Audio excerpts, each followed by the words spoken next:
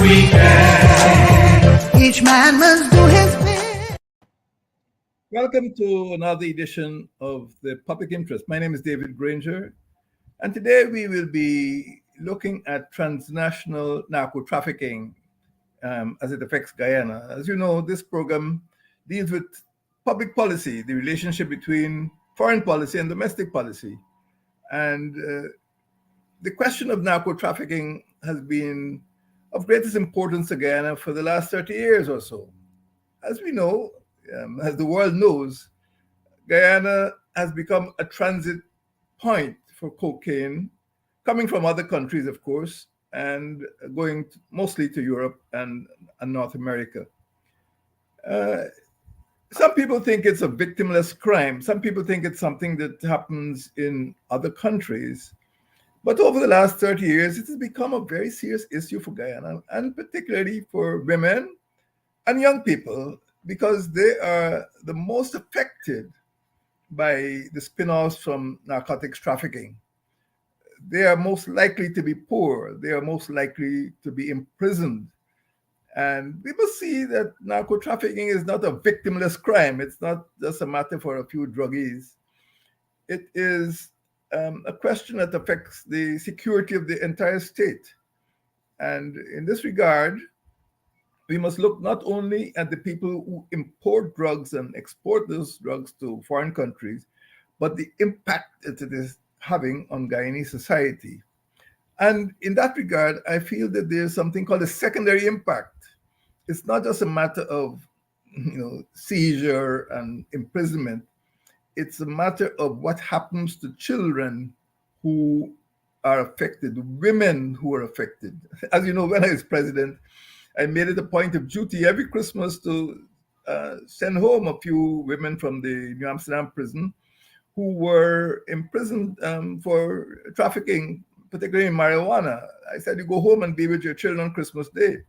But women are used as mules. Women suffer most, and a lot of young people have been sucked into the narco trade. But as a result of that, many of them are in jail. And in fact, over 65% of the women in jail in the Republic of Guyana are there for narco-trafficking or crimes associated with narco-trafficking. It leads women into prostitution. It leads young men into destitution. Many of them become vagrants because of what is happening in the narcotics trade, in their lives, in their communities, in their households. And as you look at Guyanese papers, almost every day, every week, you can see scenes in which the police anti-narcotics unit would go up some river. And I must admit that Borbis River seems to be a popular destination. And hundreds of hectares of land, instead of growing cassava or some other food stuff and making Guyana food secure, they're growing marijuana. And I would say that because of the profitability of illegal narcotics, a lot of our resources, both human and land resources, are being converted into narcotics producing zones of agriculture. My friends, if you look at the last 30 years, particularly since 1992, you'll see that there's been a rise in organized crime. There's been a rise in transnational illegal narcotics trafficking, in people trafficking, in gun running, in weapons trafficking. And this has not always been so, but these are crimes which accompany narcotics trafficking. And the ordinary people are suffering most, not the rich drug lords. The ordinary people at the bottom of the pile are suffering. And now it is well established that Guyana is a notorious cocaine exporting state. Let us look back briefly. This is another history lesson. But those of you who are old enough would remember in 1998, October 1998, when Mrs. Jagan was president, there was a ship called the MV Danielson in the Demerara River. And when that ship was searched, it was discovered that they had 3,000 kilograms of cocaine. That was 1998. And it was at that time the biggest hit uh, in Guyana's narcotics trade. Later on, as you know, in 2020, soon after I left office, uh, soon after I left office, it's very significant that in 2020, 1.5 tons, this is metric tons, not imperial tons, 1.5 metric tons of cocaine worth 300 million euro were found in a container in rice. Rice is a popular means of concealing cocaine coming out of Guyana. In a port of in Germany called Hamburg, the rice came from Guyana. It is well known. The rice came from Guyana, and we were able to export 1.5 tons of cocaine worth $300 million. Guyana does not produce cocaine. It means the cocaine comes from other countries. It is trafficked. It is transnational and into Guyana. That same year, November 2020, just months after I left office, we had another bus, 11.5 tons of cocaine were trafficked into Antwerp in Belgium. 11.5, that's a huge truckload, a container load of cocaine found its way into Belgium from Guyana, your country. The next year, November 2021, again, we had a problem, but this is a small shipment. 50 kilograms of cocaine were found in a container in Rotterdam, the Netherlands. These are busy ports, Antwerp, Hamburg, and Rotterdam. These are busy ports. What it showed is that Guyana is linked into international drug smuggling cartels. And remember, back in 2014, the Gambino family, the Gambino mafia family, and which was connected with the Italian Ndrangheta cartel, was dismantled again by North American and Canadian law enforcement officers because they were handling cocaine trafficking from Guyana. So Guyana is in a big time. This is not a small matter of trafficking drugs in the interior and so on. This is a matter of international or transnational crime. And Guyana is involved. And when you look at the figures, some people are becoming extremely rich by getting involved in the narcotics trade. And some people are becoming not only extremely poor and destitute, but dead. And this is something we need to think about. My friends, since I left office in 2020, we have seen about 5 reported foreign aircraft illegally landing in Guyana. And very often, when they land, they're not lost. When they land, attempts are made to burn them, maybe remove, identifying registration numbers, maybe remove the propeller and destroy them. Those aircraft are most likely bringing drugs into the country. That's how the drugs come in, by river, by air, and then they have to find a way out. As I say, cocaine in, cocaine out. So some of it sticks and destroys our families and our communities.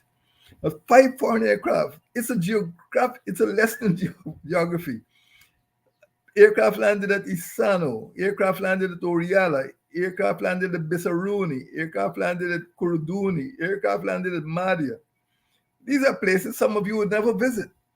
But somehow or the other, foreign aviators find these places to deliver their narcotics.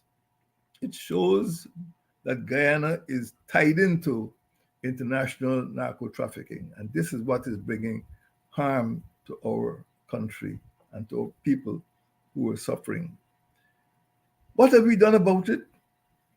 Over the last 30 years or so, in fact, starting from 1988, Guyana, under then President Desmond Hoyt in the PNC administration, launched a strategy for dealing with the drug problem. So from 1988, Guyana had started to address narco trafficking very seriously. And later on, in the same year, 1988, the government of Guyana established what is called the National Drug Law Enforcement Committee, NADLEC. And in fact, I had the honor of being a member of NADLEC back in 1990. Later on, the Joint Anti-Narcotics Committee was established, Intelligence Coordinating Committee, so that we could deal with other countries which were affected by narcotics trafficking. Unfortunately, when the government changed in 1992, some of these initiatives were abandoned by the PPP administration. Uh, and in 2017, when I got back into office, I created something called the National Anti-Narcotics Agency, NANA. And then the month after I left office, the PPP dismantled the National Anti-Narcotics Agency. So we are back to where we were before my coalition went into office in 2015. But while NANA functioned between 2017 and 2020, it was able to remove over $20 billion worth of drugs from the streets of Guyana. Now, every year, the United States Department of State publishes something called the International Narcotics Control Strategy Report. And sometimes you read these reports every year, come out in March, and you wonder whether it's the same report because they repeat year after year the same mantra that Guyana is being called upon Guyana to enhance its anti-corruption initiatives, to increase interagency cooperation, and to prosecute persons involved in narcotics trafficking. The fact that year after year the United States Department of State is repeating the same mantra means that much is not being done to eliminate narco trafficking. So, despite setting up these committees and promulgating these policies, which I called the National Drug Strategy Master Plan, and we've promulgated many plans, but plans and committees and organizations set up by the government, intelligence coordinating centers and all these, and they have to be operated by human beings. And if those human beings are incapable of performing their functions in preventing narco trafficking, then of course you can understand why narco trafficking has been continuing in Guyana for over 30 years. And right now it has become an extremely serious problem because the annual reports show that more people are not only being imprisoned for narco trafficking, but the volume of narco trafficking, especially after the APNU-AFC coalition left office in August 2020. The sheer volume has increased, that cocaine containers and corruption seem to have taken hold of certain agencies. And what is particularly striking is the decision of this administration to completely dismantle, the National Anti-Narcotics Agency, and to repose its confidence in something called canoe. As I said before, a canoe cannot do what a warship is meant to do, and you need a battleship to confront the challenge of narco trafficking in Guyana. And it is clear that canoe is not up to the job. I'm not making accusations against any person, but organizationally, canoe just does not have the assets. It just does not have the resources. And as a result of that, you can see what is taking place in Antwerp, in Hamburg, in Rotterdam, in Jamaica, and other countries.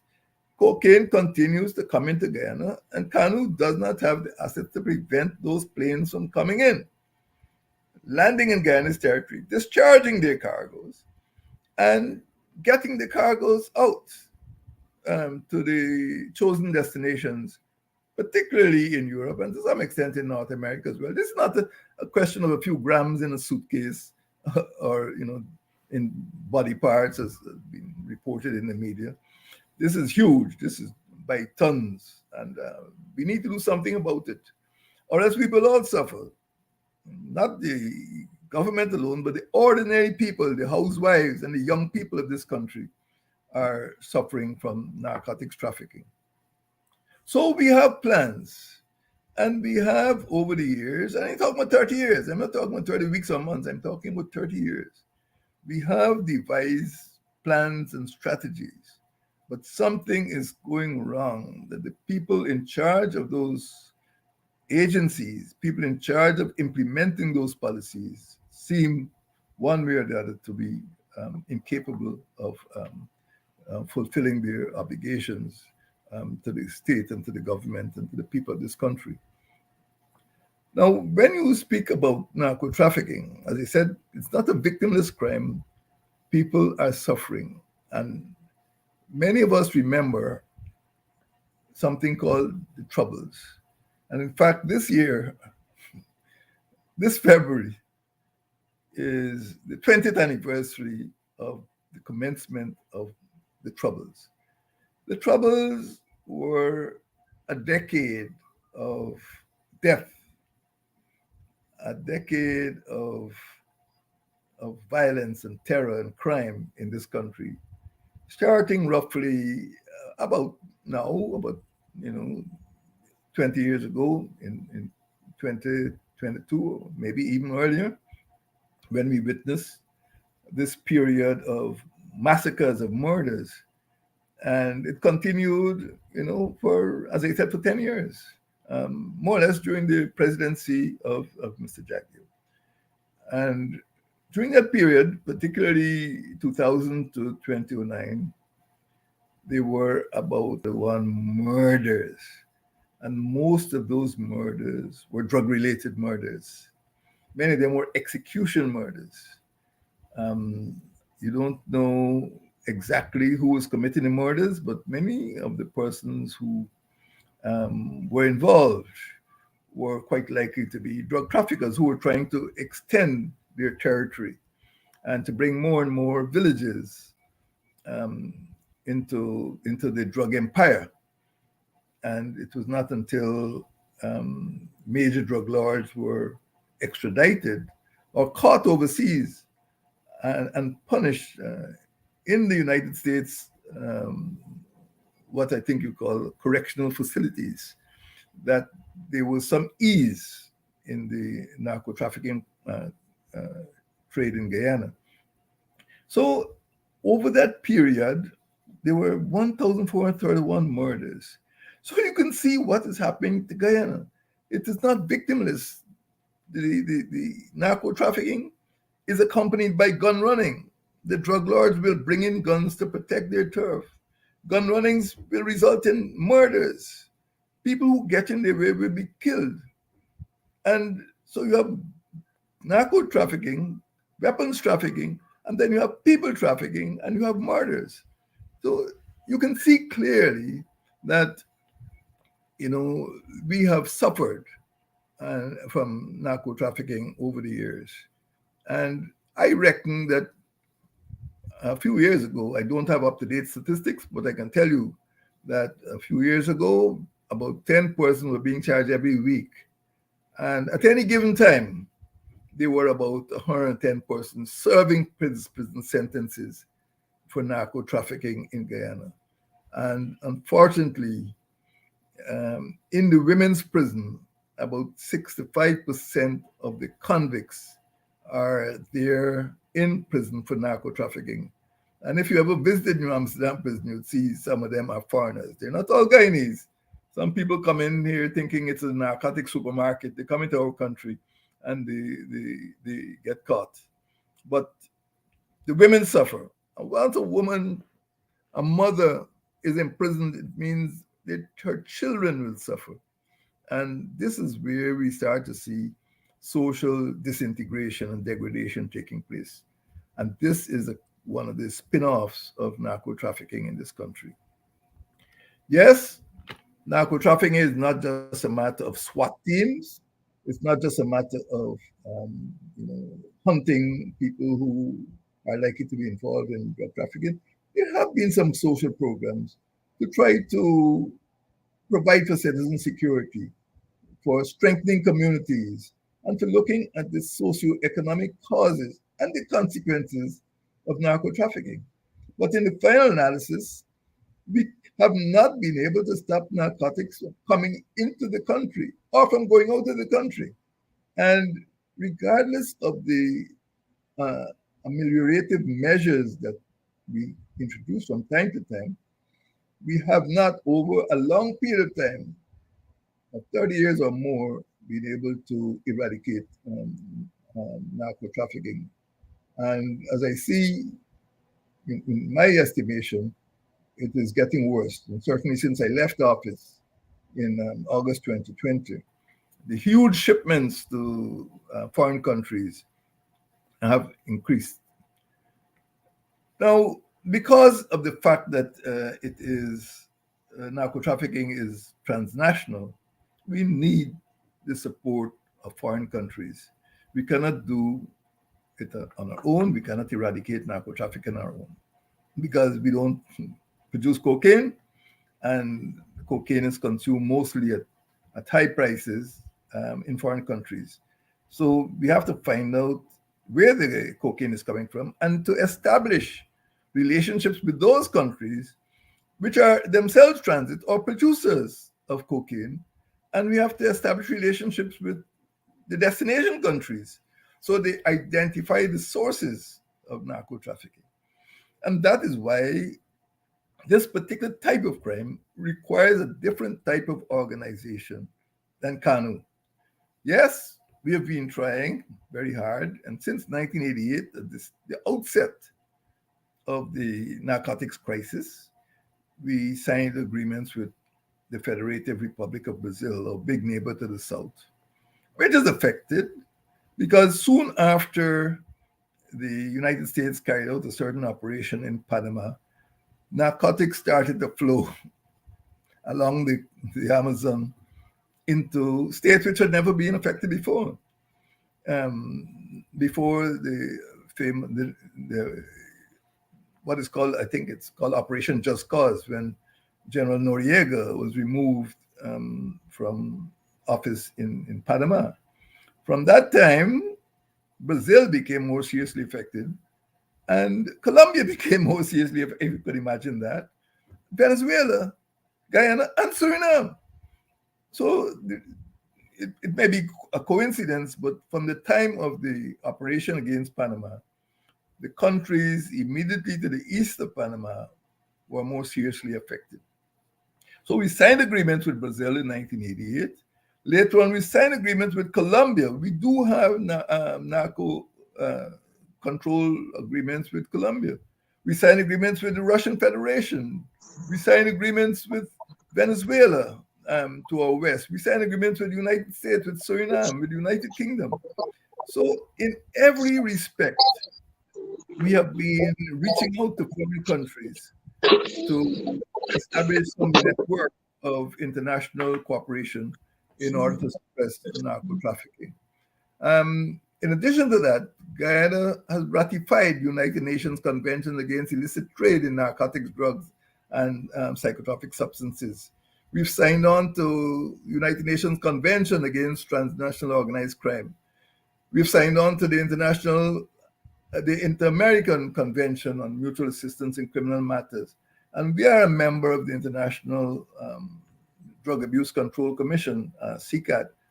So we have tried, but again, all of these agreements, all of these memberships of international bodies are only good insofar as we have the political will to implement the obligations under these conventions and to ensure that our people are protected. That is why we need to pay attention to the history and the geography of what has been taking place. And quite frankly, if you look over the period of narco trafficking from 1992 to now, you will see that there have been periods when the National Drug Strategy Master Plan, although from time to time, every 4 years or every 5 years, the plans are launched with great fanfare. they are ignored thereafter. And there's weak enforcement and there's weak political will. And narco trafficking cannot be suppressed purely with SWAT teams and hit squads. Narco trafficking has to be suppressed with organizations which are capable of securing our borders, preventing the entry of drugs, detecting foreign aircraft bringing drugs into our country, and preventing them from leaving the country, and arresting and prosecuting the people who are behind the narco trafficking. We have cases in which narco traffickers were able to build an airstrip over 1,000 meters long. How could you, in a sovereign republic of Guyana, build an airstrip on Guyanese territory 1,000 meters long? At one stage, it was longer than the international airport at Ogle.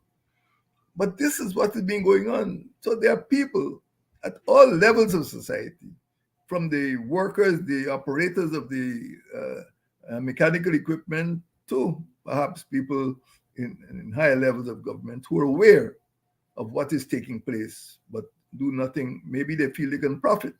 But as I said, Guyana as a whole has been losing, not profiting, has been punishing our people, not prospering from the international narcotics trade.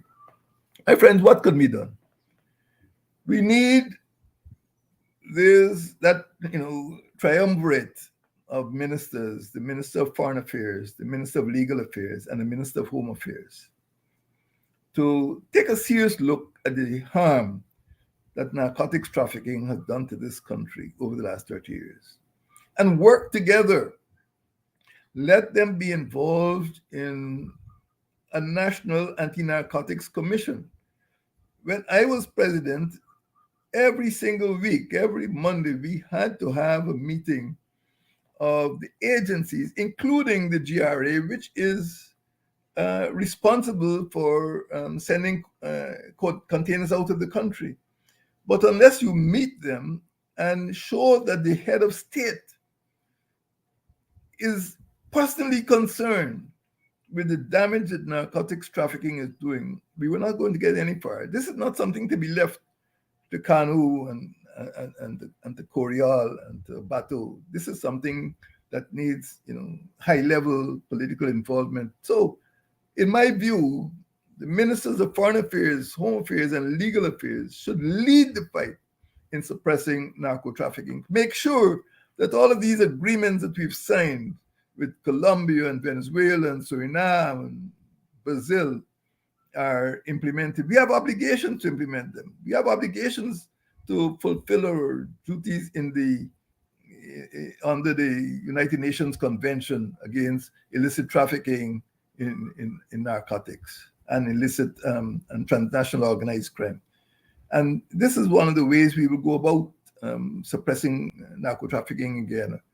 My friends, I must ask that we consider seriously as Guyanese citizens bringing pressure to bear for the National Anti-Narcotics Agency to be restored. It is a tremendous administrative mistake 2 months after the coalition administration left office in August 2020. By September 2020, it was gone. And as soon as that agency was demolished, we saw heavy shipments of narcotics in containers, particularly to the destinations in Europe, Antwerp, Hamburg, and Rotterdam.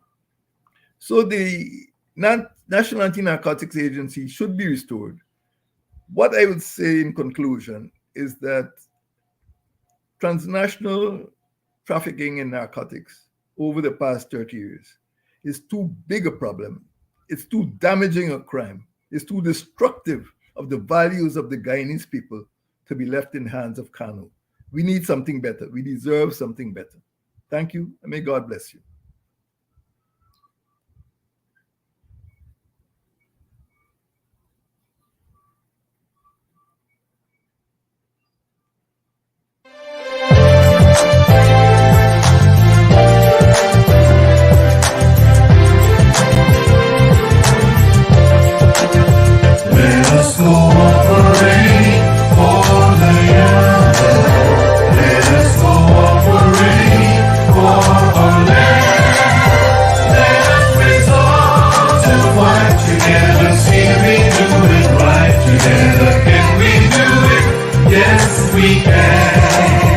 Each man must